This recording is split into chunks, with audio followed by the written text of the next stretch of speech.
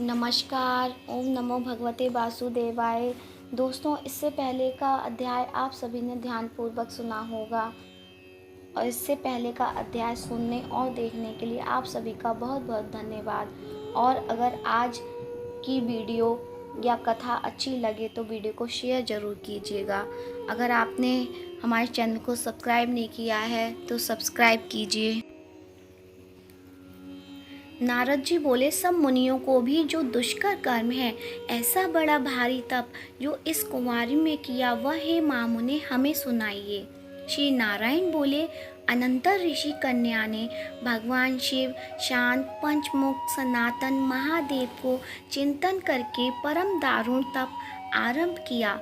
सर्पों का आभूषण पहने, देव, नंदी, भृंगी आदि गणों से सेवित, 24 तत्वों और तीनों गुणों से युक्त, अष्ट महासिद्धियों तथा प्रकृति और पुरुष से युक्त, अर्धचंद्र से सुशोभित मस्तक वाले, जटाजूट से विराजित भगवान के प्रियरथ उस बाला ने परम तप आरंभ किया।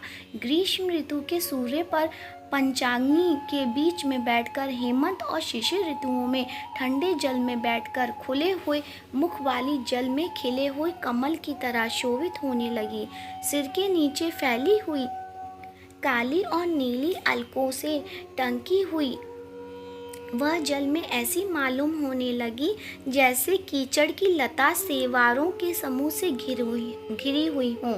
शीत के कारण नासिका से निकलती हुई शोभित धूम राशि इस तरह दिखाई देने लगी जैसे कमल से मकरंद पार करके भ्रमर पंक्ति जा रही हो। वर्षा काल में आसन से युक्त चौतरे पर बिना छाया के सोती थी और वह सुंदर अंग वाली प्रातः साय धूमपान करके रहती थी।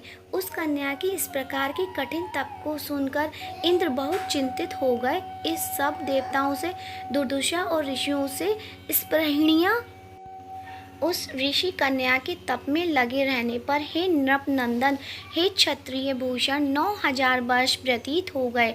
उस बाला के तप से भगवान शंकर ने प्रसन्न होकर उसे अपना इंद्रियातीत निज स्वरूप दिखलाया। भगवान शंकर को देखकर देह में जैसे प्राण आ जाए वैसे सहसा खड़ी हो गई और तप से दुर्बल होने पर भी वह बाला उस समय हृष्ट पुष्ट हो गई।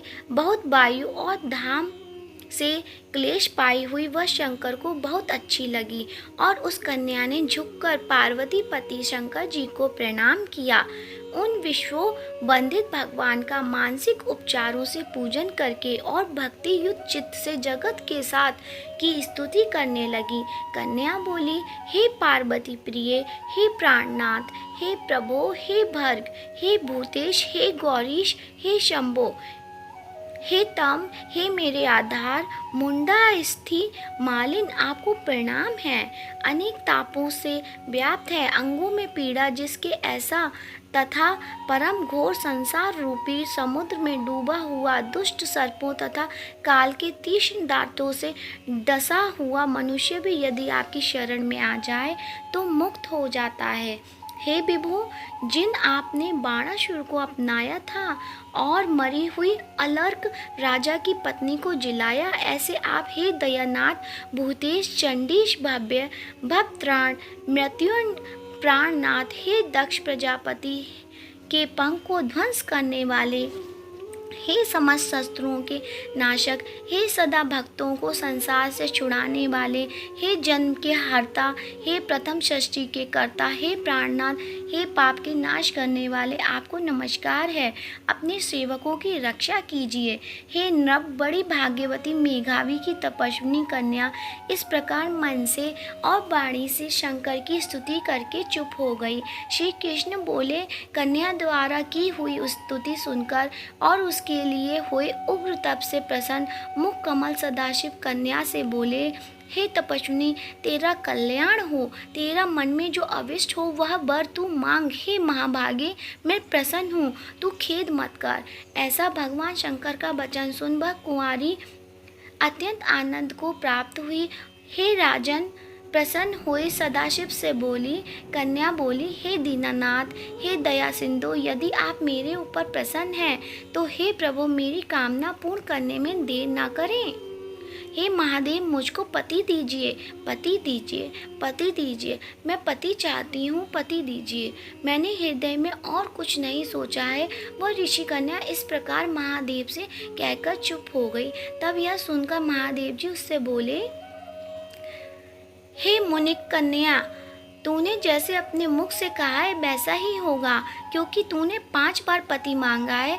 अतः हे सुंदरी, तेरे 5 पति होंगे, और वे पांचों वीर, सर्वधर्म वेता, सज्जन, सत्य पराक्रमी, यज्ञ करने वाले, अपने गुणों से प्रसिद्ध, सत्य प्रसिद्ध, जितेंद्रिय, तेरा मुख देखने वाले, सभी क्षत्रिय और गुणवान होंगे। श्री कृष्ण बोले, ना तो अधिक प्रिय, ना तो अधिक अप्रिय।